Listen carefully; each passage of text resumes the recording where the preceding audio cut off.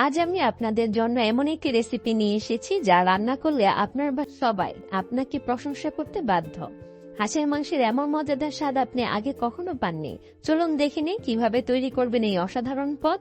মাংসগুলো পরিষ্কার করে ধুয়ে নিয়েছি। এখন দিব আদা রসুন বাটা, জিরা বাটা, দিয়ে দিব পেঁয়াজের পেস্ট, হলুদের গুঁড়া, শুকনা মরিচগুলো বেটে নিয়েছি 4-5টি লবঙ্গ এবং 6 থেকে 7টি কালো গোলমরিচ, দিয়ে দিব ধনিয়া গুঁড়া, 3 থেকে 4টি আস্ত রসুন দিয়ে দিব হাফ চা চামচ মরিচের গুঁড়া, দিয়ে দিচ্ছি সরিষা তেল। লবণটা দিতে ভুলে গিয়েছিলাম, এখন দিব পরিমাণ মতো লবণ। এবার সবগুলো উপকরণকে ভালোভাবে মাখিয়ে নিব।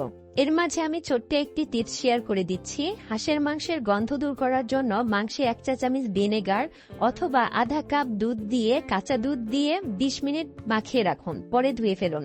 দেখবেন হাঁসের মাংসের গন্ধটা থাকবে না। কড়াইতে তেল গরম হয়ে গেলে এরপর দিয়ে দিব তেজপাতা, দারচিনি, এলাচ, স্টার মশলার অর্ধেকটা নিয়ে নিব। দিয়ে দিচ্ছি বড় এলাচটা থেতো করে নিয়েছি।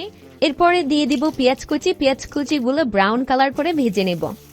পেঁয়াজগুলি ভাজা হয়ে গেলে এরপর দিব সেই মেরিনেট করে রাখা মাংসগুলো দিয়ে এবার নাড়াচাড়া করে ঢাকনা দিয়ে ঢেকে দিব। ভিডিওটির এই পর্যায়ে যারা আমাকে দেখছেন তারা আমাকে প্লিজ ইউটিউবে সাবস্ক্রাইব করে দিবেন, আর যারা ফেসবুক থেকে দেখছেন তারা আমাকে একটু ফলো করে দিবেন। মাংসগুলো কষানোর এই পর্যায়ে দিয়ে দিব গরম মশলার গুঁড়াটা দিয়ে আবার ঢাকনা দিয়ে ঢেকে দিব। এই পর্যায়ে আমি দিয়ে দিব 6-7টি কাঁচামরিচ। এর মাঝখানে আমি ঢাকনা খুলে কয়েকবার নাড়াচাড়া করে নিয়েছি। এটি যত ভালো কষানো হবে মাংসের টেস্ট কিন্তু তত বেড়ে যায়। দেখুন এবার আমি এটিকে সার্ভ করে নেব, বেড়ে নিচ্ছি।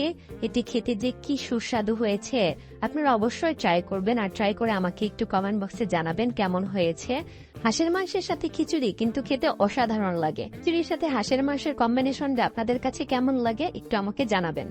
প্লিজ আপনারা লাইক, শেয়ার, কমেন্ট করে পাশে থাকবেন। আজকের মতো বিদায় নিচ্ছি। আল্লাহ হাফেজ।